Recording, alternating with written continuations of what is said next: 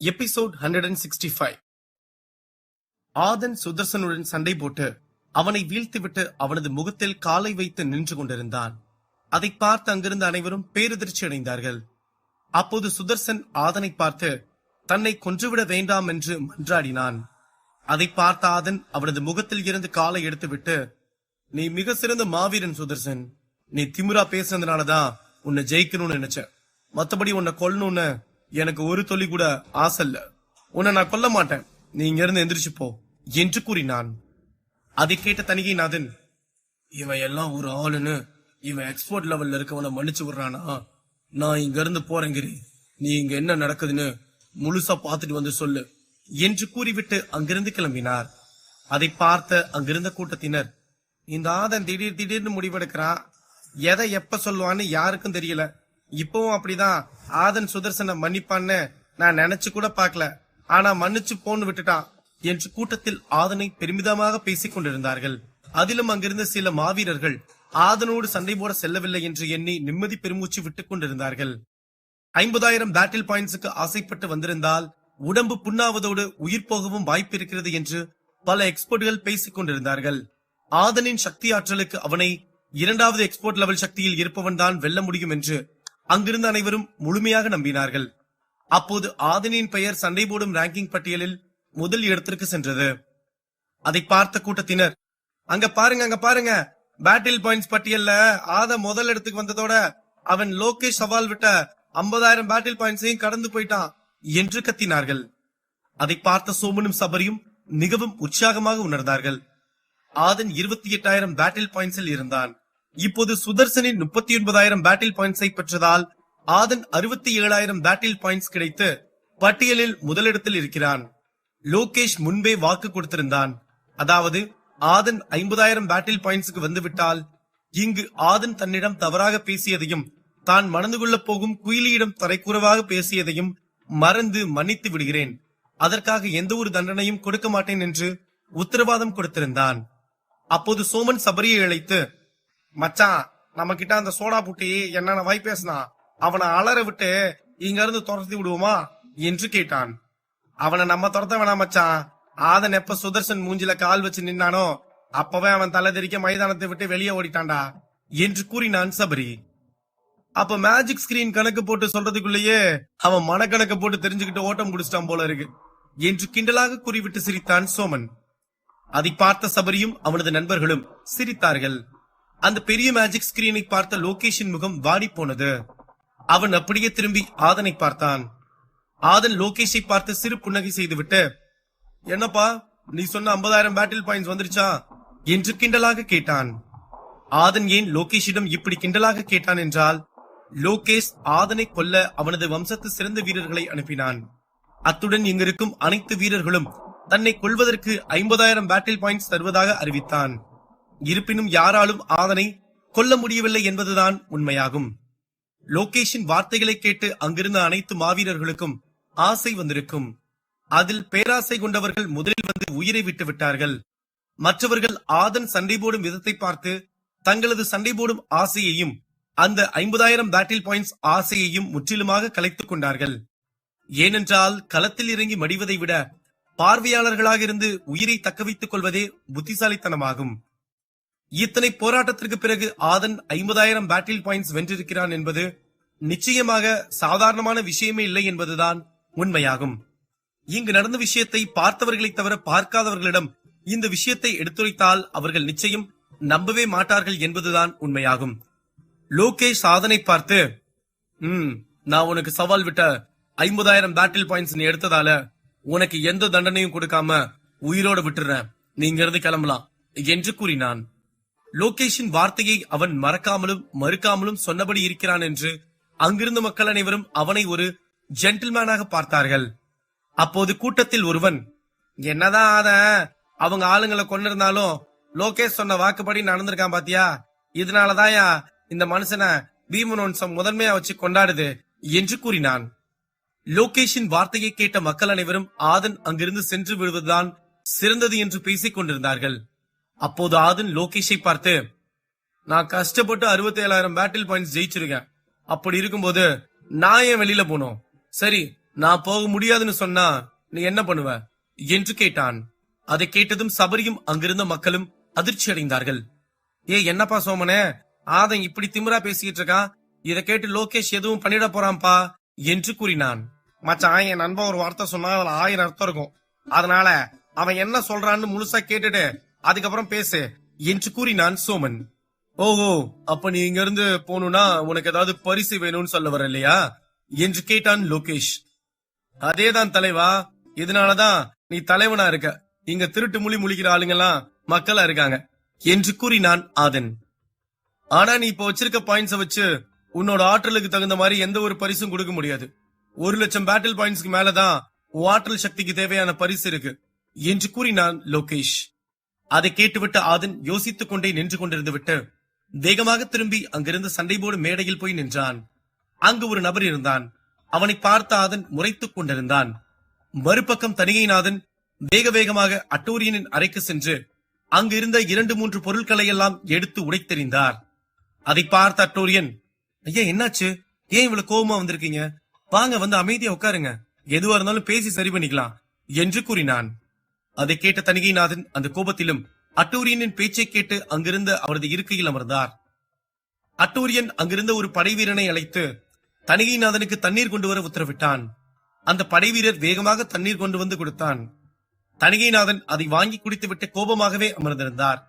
அப்போது அட்டூரியன் தனிகைநாதனை பார்த்து, இப்போ சொல்லுங்கய்யா, அங்க என்ன நடந்துச்சுன்னு என்று பொறுமையாக கேட்டான்.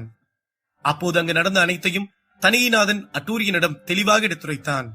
அதை கேட்ட அட்டூரியன் பேரதிர்ச்சி அடைந்தான். என்னையா சொல்றீங்க, ஆதன் சுதர்சனையும் ஜெயிச்சிட்டானா என்று அதிர்ச்சியுடன் கேட்டான் அட்டூரியன். ஆமா அட்டூரியன், ஜெயிச்சது மட்டும் இல்லாம அந்த ஆதன் அவனுக்கு உயிர் பிச்சை போட்டு அனுப்பி விட்டுட்டான் அட்டூரியன் என்று கோபமாக கூறிவிட்டு அவரது கையில் இருந்த தண்ணீர் டம்ளரை தூக்கி எறிந்தார் தனிகைநாதன். அதை கேட்டு அட்டூரியனுக்கு அதிர்ச்சியும் கோபமும் மேலும் அதிகமானது. அவன் வேகமாக தனது இடத்திலிருந்து எழுந்து அங்கிருந்த படை வீரனை பார்த்து, நான் அந்த பீமன் வம்சத்தை சண்டை போட்டிக்கு போறதுக்கு எல்லா ஏற்பாடும் பண்ண என்று உத்தரவிட்டான். அதை கேட்ட அந்த படை வீரன் சரி என்றவாறு கூறிவிட்டு திரும்புவதற்குள் தனிகைநாதன் அந்த படை வீரனை பார்த்து, அதெல்லாம் எதுவும் வேணாம், நீ போ வேலையை பாரு என்று கூறிவிட்டு அட்டூரியனை பார்த்து, இப்ப நீ வேகம் அந்த சண்டை போட்டிக்கு போய் என்ன பண்ண போற அட்டூரியன் என்று கேட்டார். ஏயா, நான் போய் அந்த போட்டியில கலந்துகிட்டா அந்த ஆதனை ஜெயிக்க முடியாதா என்ன, நான் போய் அவனை பாத்துக்கிறேன்யா என்று கூறினான் அட்டூரியன். இல்ல அட்டூரியன், இப்ப நீ அந்த இடத்துக்கு போய் அவன் கூட சண்டை போடுறது சரியா இருக்காது. ஒரு நிமிஷம் அமைதியா உட்காரு, நான் பேசுறதை கேட்டுட்டு நிதானமா ஒரு முடிவெடு என்று கூறினார் தனிகைநாதன். அட்டூரியனும் அவனது இருக்கையில் அமர்ந்தான். அப்போது தனிகைநாதன், அட்டூரியன், நீ கோவப்படுறது சரிதான், நீ அந்த ஆதன் கூட சண்டை போட்டா ஜெயிச்சிருவ, உண்மைதான். ஆனா இது அதுக்கான நேரம் இல்ல. நான் ஏன் அப்படி சொல்றேன்னா, இப்ப நீ போய் அந்த ஆதனை கொல்லவும் முடியாது. ஏன்னா அது பீமன் வம்சம், அங்க எல்லா சட்டத்திட்டங்களுக்கும் உட்பட்டுதான் நடக்கும். அங்க போய் நீ ஆதன் கூட சண்டை போட அந்த சட்டத்திட்டங்கள் இல்ல அட்டூரியன். அதனால பொறுத்துட்ட, இன்னும் 1 மாசம் பொறுமையாரு, நமக்கான நேரம் அப்பதான் வருது, அதுதான் மதுரை அகாடமி சண்டை போட்டி என்று கூறினார். தனிகைநாதனின் வார்த்தையை கேட்ட அட்டூரியன் சிறிது நேரம் யோசித்து விட்டு, நீங்க சொல்றது சரிதான்யா, இவ்வளவு நாள் பொறுத்துட்டேன், இன்னும் 1 மாசம் பொறுக்க மாட்டேனா என்று கூறினான். பாத்துக்கலாம் அட்டூரியன், அந்த ஆதன் இன்னும் எவ்வளவு ஆட முடியுமோ இந்த 1 மாசம் ஆடிடட்டும், அதுக்கப்புறம் அவனை நீதான் அடிக்கணும் என்று கூறினார் தனிகைநாதன். அதுக்கப்புறம் அவனை நீதான் அடக்கணும் என்று கூறினார் தனிகைநாதன். அதை கேட்ட அட்டூரியன் சரி என்றவாறு தலையசைத்து விட்டு ஆதன் மீது கோபத்தில் பல்லை கடித்துக் கொண்டு அமர்ந்திருந்தான். மறுபக்கம் அசோகனுக்கும் தனியாக மதுரா அகாடமியில் இருந்து பயிற்சி எடுக்கும் இடத்தில் அமர்ந்திருந்தான். அப்போது அங்கு வந்த 4 நபர்களில் ஒருவன் அசோகனை பார்த்து, டேய் மேல எந்திரா என்று கூறினான். அசோகனும் அந்த 4வரையும் பார்த்து கொண்டே எழுந்தான். அந்த 4வரில் 3 சிறிது நேரத்திற்கு முன்பு அசோகனிடமும் அதுல்யாவிடமும் சண்டை போட்டு அடி வாங்கி கொண்டு சென்ற நபர்களாகும். அதை பார்த்த அட்டூரியன், என்னடா அடிபட்டதுனால என்ன அடிக்க ஆள் கூட்டிட்டு வந்திருக்கீங்களா என்று ஏளனமாக கேட்டான். அப்போது அந்த 3வருடன் வந்த நபர் அசோகனை பார்த்து, ஆமாடா அதுக்குதான் வந்திருக்கோம், என்ன சின்ன பசங்களை அடிச்சுட்டு ஹீரோயிசம் காட்டிட்டு இருக்கியா என்று கேட்டான். டேய் நல்லா யோசிச்சு பேசு, அந்த 3 பேரை கூட்டிட்டு வந்து நீ ஹீரோயிசம் காட்டிட்டு இருக்கியா இல்ல நான் ஹீரோயிசம் காட்டிட்டு இருக்கனா என்று கிண்டலாக கேட்டான் அசோகன். அதை கேட்டதும் அந்த நபருக்கு கோபம் வந்தது. அவன் சக்தியை வெளியெடுத்தான். அப்போது அசோகன் அந்த நபரை பார்த்து, நீ கோபமா பேசுறது தப்புன்னு நான் சொல்லல, ஏன்னா என் தம்பிகளை இல்ல, எனக்கு தெரிஞ்ச ஆளுங்களை யாராவது அடிச்சா கோபம் வர்றது இயல்புதான். ஆனா எதுக்கு நான் அடிச்சேன்னு கேளு. அதை கேட்டுட்டு அதுக்கப்புறம் நான் அடிச்சது தப்புன்னு உனக்கு தோணுச்சுன்னா நானும் சண்டை போட தயாரா இருக்கேன், வா சண்டை போடலாம் என்று கூறினான். அதை கேட்டதும் அந்த மூவரில் ஒருவன் அந்த நபரை பார்த்து, அண்ணா நீங்க சக்தி எடுக்கிறத பார்த்து பயந்துட்டு என்னென்னலாம் பேசுறான் பாருங்கண்ணா என்று கூறினான். அந்த நபர் கோபமாக திரும்பி அந்த மூவரில் ஒருவனை முறைத்தான். அதன் பிறகு அசோகனை பார்த்து, சரி சொல்லுங்க, இவனுங்க என்ன தப்பு பண்ணாங்க, நீங்க எதுக்கு இவன் அடிச்சீங்க என்று தன்மையாக கேட்டான். சூப்பர் நண்பா, உங்க பேர் மட்டும் சொல்லுங்க என்று கேட்டான் அசோகன். என் பேர் மணிகண்டன், உங்க பேர் என்ன என்று கேட்டான் அந்த நபர். என் பேர் அசோகன் பா என்று கூறினான் அசோகன். அதை கேட்ட மணிகண்டன், இந்த பேரை நம்ம முதல்லயே யார் சொல்லியோ கேள்விப்பட்டிருக்கோமே, யாருன்னு தான் ஞாபகம் வர மாட்டேது என்று நினைத்து யோசித்துக் கொண்டிருந்தான். அப்போது அசோகன் மணிகண்டனை பார்த்து, மணி, நானும் என் ஃப்ரெண்டு ஒரு பொண்ணும் இங்க உட்கார்ந்து இருந்தோம். அப்ப இந்த தம்பிங்க 3 பேர் வந்தாங்க. இவங்க வந்ததும் எங்க 2 பேரையும் பார்த்து தப்பு தப்பா பேசினாங்க. இருந்தாலும் எடுத்ததும் நான் இவங்களை அடிக்கவே இல்லப்பா. என் ஃப்ரெண்டும் சண்டை வேணான்னு என்ன தடுத்தா. அதுக்கப்புறம் அவ என்ன தடுக்கிறத பார்த்துட்டு, இதோ இந்த பையன் எங்க 2 பேரையும் சேர்த்து வச்சு தப்பா பேசலாம் மணி. அதுக்கப்புறம் தான் நான் அட்டாக் பண்ணேன். அப்பவும் இவங்க தான் என் மேல முதல்ல அட்டாக் பண்ணாங்க. அப்புறம் நானும் என் சக்தி எடுத்து அவங்க சக்தியை உடைச்சேன். அப்புறம் என் ஃப்ரெண்ட் அந்த பொண்ணு வளரி சக்தி வச்சு இவங்க முட்டியில தான் காயப்படுத்தினா. அவன் நினைச்சிருந்தா கழுத்தை வெட்டிருக்கலாம். ஆனா நாங்க முட்டிய அடிச்சுட்டு அவங்க 3 பேரையும் வான் மட்டும் பண்ணி அனுப்பி விட்டுட்டோம்பா. இதுதான் நடந்த உண்மை என்று கூறினான். அதை கேட்டதும் மணிகண்டன் திரும்பி அந்த மூவரையும் பார்த்தான். அவர்கள் திருட்டு மொழியை வைத்தே அவர்கள் தப்பு செய்திருக்கிறார்கள் என்று கண்டுபிடித்து விட்டான். மணிகண்டன் பலார் என்று மூவரையும் ஒரு அறை அறைந்து விட்டு, இதுக்கப்புறம் ஒரு பையனையும் பொண்ணையும் சேர்த்து வச்சு தப்பா பேசுனீங்க, உங்களை நானே கொன்றுவேன் பாத்துக்கோங்க. பையன் பொண்ணு என்ன, இனி நீங்க எல்லாரையும் கிண்டல் பண்ணக்கூடாது. அதெல்லாம் உங்க ஃப்ரெண்ட்ஸ்குள்ள வச்சுக்கோங்க, புரியுதா என்று எச்சரித்து விட்டு அசோகனை பார்த்து, சரி அசோகன், உண்மை என்னன்னு தெரியாம உன்னை அடிக்க வந்துட்டேன் என்று கூறினான். அச்சோ பரவாயில்ல மணி, நான் தான் உங்களுக்கு நன்றி சொல்லணும். ஏன்னா எல்லாரும் உங்களை மாதிரி விஷயத்தை கேட்டுட்டு சண்டை போட மாட்டாங்க. அவங்க பக்கம் தான் நியாயம் இருக்குன்னு பேசுவாங்க. நீங்க வித்தியாசமான ஆளா இருக்கீங்க. உங்களை சந்திச்சது எனக்கு ரொம்ப சந்தோஷம் என்று கை கொடுத்தான் அசோகன். அப்போது அங்கு வந்த அதுல்யா, டே மணி, நீ எங்கடா இங்க வந்ததும் இல்லாம என்னடா என் ஃப்ரெண்டுக்கெல்லாம் கை கொடுத்துட்டு இருக்க என்று கேட்டாள். அது இந்த 3 பேரும் இவரோடையும் இவர் ஃப்ரெண்ட வச்சு தப்பா பேசினாங்கன்னு இவர் அடிச்சாரு. இவங்க இங்க நடந்த முழு விஷயத்தையும் சொல்லாம என்ன கூட்டிட்டு வந்துட்டாங்க. அதுதான் என்னன்னு கேட்க வந்தேன். இப்ப பிரச்சனை சால்வ் ஆயிருச்சு. சரி, நீ எங்க இங்க சுத்திக்கிட்டு இருக்க என்று கேட்டான் மணிகண்டன். அதை கேட்டு அதுல்யா சிரித்து விட்டு, நீ கொஞ்ச நேரத்துக்கு முன்னாடி அசோகன் கூட ஒரு பொண்ணு இருந்தான்னு சொன்னியே, அந்த பொண்ணே நான் தாண்டா லூசு பயலே என்று கூறினாள். அதை கேட்டதும் இருவரும் சிரித்துவிட்டு பேசிக் கொண்டிருந்தார்கள். அதை அசோகன் பார்த்துக் கொண்டிருந்தான். அதன் பிறகு மணிகண்டன் அதுல்யாவை கட்டி அணைத்து விட்டு, சரி நான் போயிட்டு வரேன் அசோகன், எனக்கு கொஞ்சம் வேலை இருக்கு, அப்புறம் பார்க்கலாம் என்று கூறிவிட்டு அங்கிருந்து சென்றான். மணிகண்டன் அதுல்யாவை கட்டி அணைத்தது அசோகனுக்கு பிடிக்கவில்லை. அவனது முகம் வாடி போனது. அதை பார்த்து புரிந்து கொண்ட அதுல்யா எதுவும் தெரியாதது போல் அசோகனை பார்த்து, சரிவா பயிற்சி எடுக்கலாம் என்று கூறினாள். இல்ல துல்யா, எனக்கு மனசு சரியில்லை, நம்ம நாளைக்கு பயிற்சி எடுக்கலாம், நான் இப்ப ரூமுக்கு போறேன் என்று கூறிவிட்டு முகத்தை சுளித்துக் கொண்டு அங்கிருந்து சென்றான் அசோகன். அதை பார்த்த அதுல்யா, மனசுக்குள்ள ஆசையை வச்சுக்கிட்டு அதை வெளியே சொல்லாம இருக்கியா? சரி, எப்படியும் நீயா ஒரு நாள் சொல்லு, இல்ல நானே சொல்றேன் என்று நினைத்துவிட்டு அவனுக்கு பின்னால் ஓடினாள். ஒரு பக்கம் அசோகனும் அதுல்யாவும் ரூமுக்கு சென்றார்கள். மற்றொரு பக்கம் அட்டூரியன் ஆதன் மீது கொலைவெறியில் இருந்தான். மறுபக்கம் ஆதன் அந்த சண்டை போடும் மேடையில் நின்று கொண்டிருந்தான். அங்கிருந்த மக்கள் அவன் அடுத்து என்ன செய்ய போகிறான் என்று குழம்பி இருந்தார்கள். ஆதன் என்ன செய்ய போகிறான்? மைதானத்தில் இருக்கும் மக்களுக்கு காத்திருக்கும் அதிர்ச்சி என்ன? அடுத்தடுத்து கதைக்களத்தில் காத்திருக்கும் விறுவிறுப்பான நிகழ்வுகள் என்ன? இதை பற்றி மேலும் தெரிந்து கொள்ள பாக்கெட் எஃப்எம் உடன் இணைந்திருங்கள். எபிசோட் 166. ஆதன் அங்கிருந்த சண்டை போடும் மேடையில் நின்றான். அவனுக்கு எதிரில் இருந்த ஒரு சண்டை போடும் வீரன் ஆதனை பயத்துடன் பார்த்து கொண்டிருந்தான். அப்போது லோகேஷ் ஆதனை பார்த்து, இப்ப நீ எதுக்கு அங்க போய் நின்னுட்டு இருக்காதன் என்று கேட்டான். ஏம்பா, நீ தானே சொன்ன 1,00,000 பேட்டில் பாயிண்ட்ஸ்க்கு மேலதான் என் ஆற்றலுக்கு தகுந்த பரிசு பொருட்கள் இருக்குதுன்னு. அப்புறம் நான் இவ்வளவு தூரம் வந்துட்டு எதுவும் வாங்காம போனா நல்லா இருக்காதுல. அதனாலதான் நான் 1,00,000 பேட்டில் பாயிண்ட்ஸ்க்கு மேல எடுக்கலான்னு முடிவு பண்ணிட்டேன். அதனாலதான் சண்டை போடுறதுக்கு இங்க வந்து நின்னுட்டு இருக்கேன் என்று கூறினான் ஆதன். அதை கேட்ட லோகேஷ் ஏதும் பேசவில்லை. அப்போது சபரி சோமனை பார்த்து, என்ன மச்சான் நம்மாலே மறுபடியும் சண்டை போட ஆரம்பிச்சிட்டானா என்று கேட்டான். அப்போது சோமன் திரும்பி ஆதனை பார்த்தான். ஆதன் அந்த பெரிய மேடையில் இருந்த டிராகன் எலும்பை பார்த்து கொண்டிருந்தான்.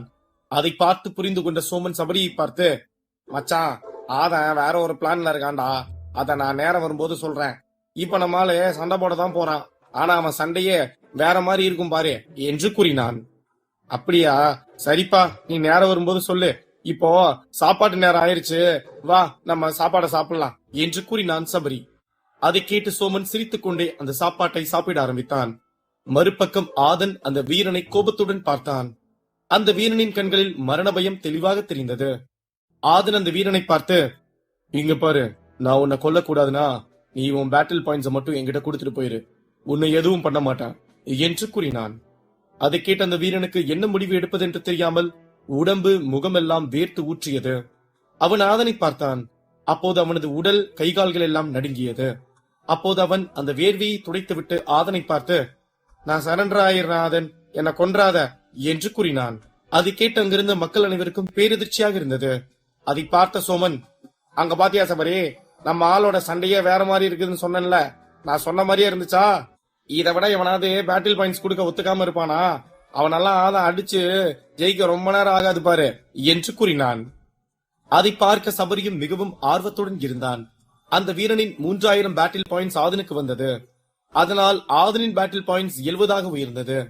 ஆதன் செய்வதை பார்த்த மக்கள், இந்த ஆதன் சுதர்சனை ஜெயிச்சதுக்கு அப்புறம் இங்க இருக்க பல மாவீரர்கள் அவனை பார்த்து பயப்பட ஆரம்பிச்சிட்டாங்க.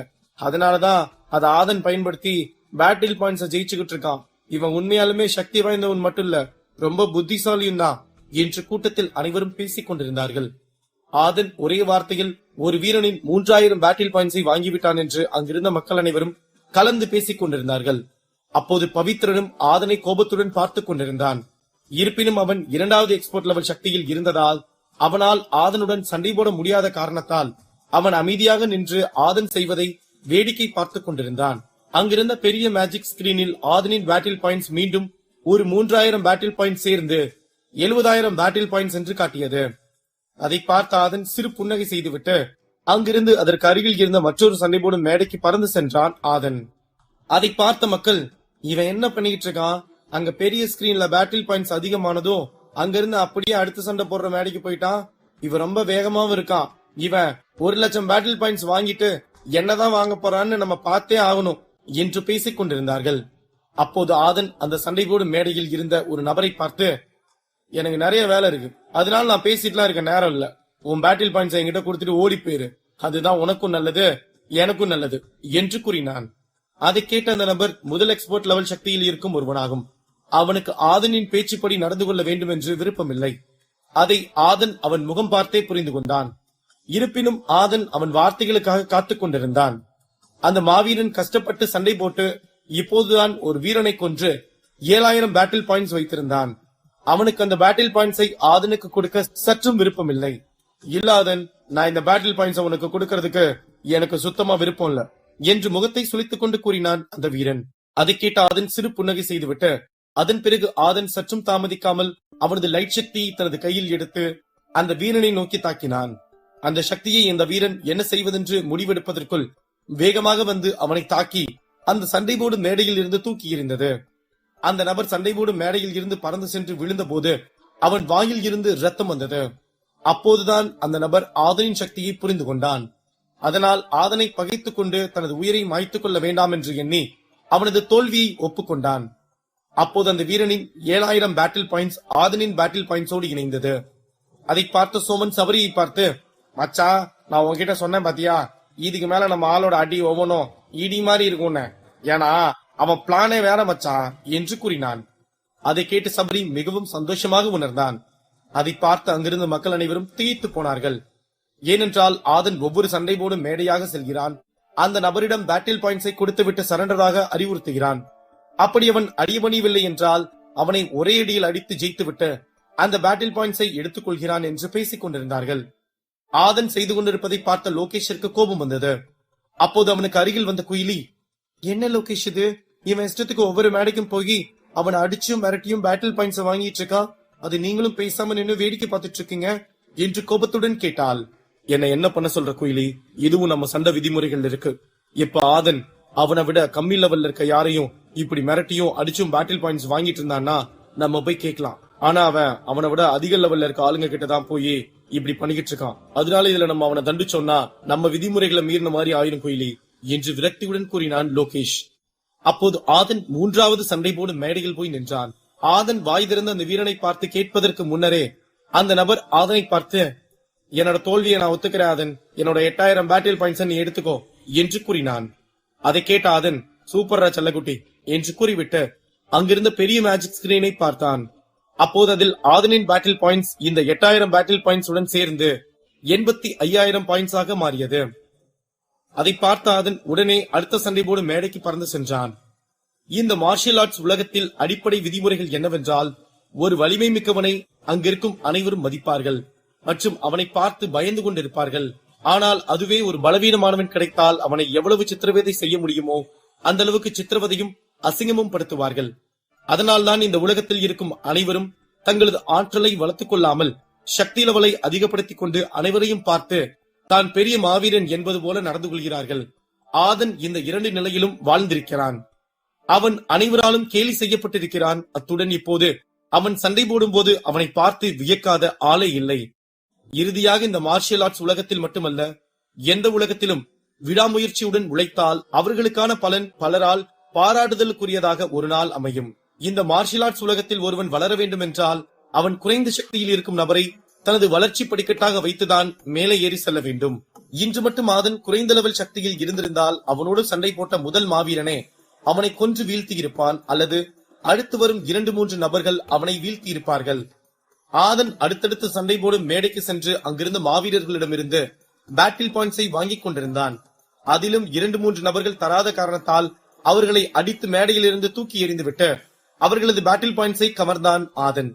அத்துடன் இந்த அதிரடியான சண்டை ஆரம்பித்து அரை மணி நேரத்திற்குள் ஆதன் 1,00,000 பேட்டில் பாயிண்ட்ஸை பெற்றான்.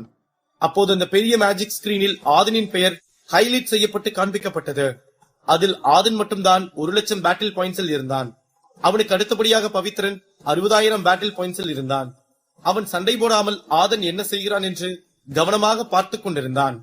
ஆதனின் சக்தியை பார்த்து அங்கிருந்த மக்கள் அனைவரும் திகைத்து போனார்கள். அவர்களால் அங்கு நடப்பதையே நம்பவே முடியவில்லை. இருப்பினும் அங்கிருந்த மக்கள் ஆதன் 1,00,000 பேட்டில் பாயிண்ட்ஸ் பெற்றுவிட்டான், அதனால் அவன் பரிசை வாங்கிக் கொண்டு இந்த மைதானத்தை விட்டு வெளியே சென்று விடுவான் என்று எண்ணிக்கொண்டிருந்தார்கள். அப்போது லோகேஷ் ஆதனை பார்த்து, ஆதன், உன்னோட பேட்டில் பாயிண்ட்ஸ் 1,00,000 வந்துருச்சு, உனக்கு என்ன பரிசு வேணும்னு கேட்டு வாங்கிட்டு இந்த இடத்துல இருந்து கிளம்பு என்று கூறினான். அதை கேட்ட ஆதன் சத்தமிட்டு சிரித்துவிட்டு, மிஸ்டர் லோகேஷ், எவ்வளவு பேட்டில் பாயிண்ட்ஸ் போகுதுன்னு நான் முடிவு பண்ணும், நீங்க பண்ணக்கூடாது, சரியா?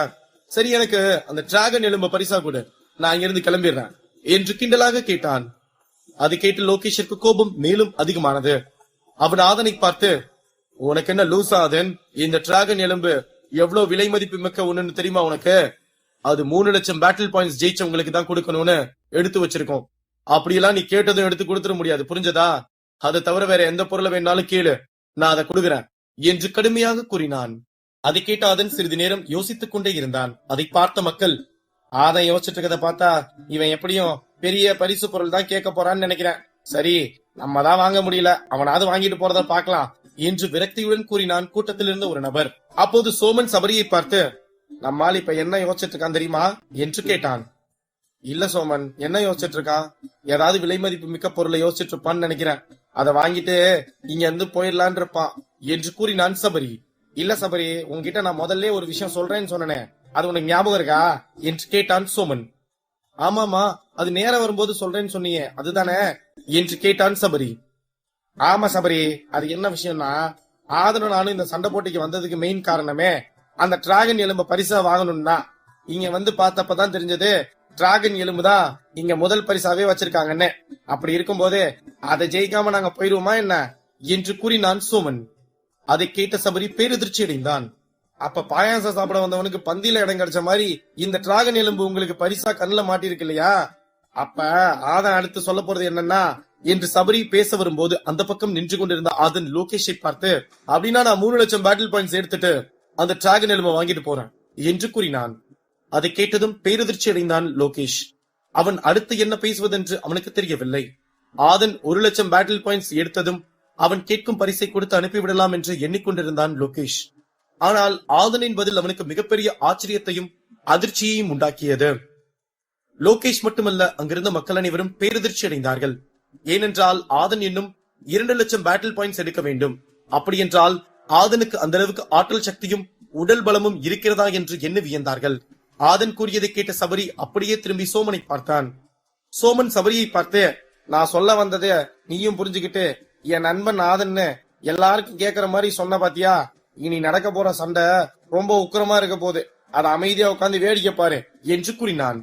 அதை கேட்டு சபரி சரி என்று தலையசைத்துவிட்டு அமைதியாக அமர்ந்து ஆதன் என்ன செய்ய போகிறான் என்று பார்த்துக் கொண்டிருந்தான்.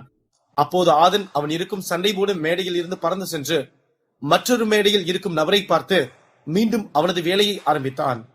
ஆதன் பேசியதை கேட்ட ஒற்றன்கிரி, இந்த விஷயத்த நம்ம அட்டோரியன் ஐயா கிட்டையும் தனிகைநாதன் ஐயா கிட்டையும் சொல்லியே ஆகணும் என்று நினைத்துவிட்டு அவன் தனது குதிரையை எடுத்துக்கொண்டு அட்டோரியனை பார்க்க விரைந்தான். மறுபக்கம் அட்டோரியன் மற்றும் தனிகைநாதன் கோபமாக அமர்ந்திருந்தார்கள். அங்கு தலைதெறிக்க ஓடி வந்த ஒற்றன்கிரி, ஐயா இன்னொரு முக்கியமான செய்தியோட வந்திருக்கேயா என்று கூறினான். அதை கேட்டதும் அட்டோரியனும் தனிகைநாதனும் அவரவர் இடத்திலிருந்து எழுந்து நின்றார்கள். அப்போது ஒற்றன்கிரி அங்கு நடந்த அனைத்து விஷயங்களையும் எடுத்துரைத்தான். அதை கேட்டு இருவரும் பேரதிர்ச்சி அடைந்தார்கள். அட்டோரியன் ஒற்றனை பார்த்து, நீ போய் அங்க என்ன நடக்குதுன்னு பாரு, வேற ஏதாவது முக்கியமான விஷயமா இருந்தா மட்டும் வா என்று கூறினான். அந்த ஒற்றன் மீண்டும் அங்கிருந்து வேகமாக அந்த சண்டை போடு மைதானத்தை நோக்கி விரைந்தான். அட்டோரியன் ராஜ்யத்திற்கும் அந்த சண்டை நடக்கும் மைதானத்திற்கும் சுமார் 4 கிலோமீட்டர் தூரம் மட்டும்தான் இருந்தது. அட்டோரியன் தனிகைநாதனை பார்த்து, ஐயா இந்த ஆதனுக்கு எவ்வளவு தைரியம் இருந்தா இன்னும் 2 லட்சம் பாயிண்ட்ஸ் எடுப்பேன்னு சவால் விட்டுருப்பான். அதை விட அவன் ஒவ்வொரு எக்ஸ்பர்ட் லெவல் சக்தியில இருக்கவனை மிரட்டி அவங்க பேட்டில் பாயிண்ட்ஸ் வாங்குற அளவுக்கு இவன் அவ்வளவு பெரிய வீரனா என்ன என்று கோபத்தில் கொந்தளித்தான். அதுதான் அட்டோரியன், எனக்கும் ஆச்சரியமா இருக்கு. இந்த ஆதன் ரொம்ப சக்தி வாய்ந்தவனா இருக்கான். அதை நான் என் 2 கண்ணால பார்த்தேன். நம்ம முன்னாடி பார்த்த ஆதன் இல்ல அவன். இப்ப அவன் வேற மாதிரி இருக்கான். அவன் ஆற்றல் சக்தி எல்லாம் ஒரு எக்ஸ்போர்ட் லெவல் சக்தியில இருக்கவன் பண்ற மாதிரி இருக்கு. எனக்கு தெரிஞ்ச இந்த 2 லட்சம் பேட்டில் பாயிண்ட்ஸ் அவன் ஜெயிச்சிருவான் பாரு அட்டோரியன் என்று கூறினார் தனிகைநாதன். அதை கேட்டு மேலும் அதிர்ச்சி அடைந்தான் அட்டோரியன். அவன் தனிகைநாதனை ஏதும் பேசாமல் அதிருப்தியுடனே பார்த்து கொண்டிருந்தான். அட்டோரியனுக்கு காத்திருக்கும் மேலும் ஒரு அதிருப்தி என்ன? ஆதனுக்கு காத்திருக்கும் சவால்கள் என்ன? அடுத்தடுத்து கதைக்களத்தில் காத்திருக்கும் அதிரடியான நிகழ்வுகள் என்ன? இதை பற்றி மேலும் தெரிந்து கொள்ள பாக்கெட் எஃப்எம் உடன் இணைந்திருங்கள்.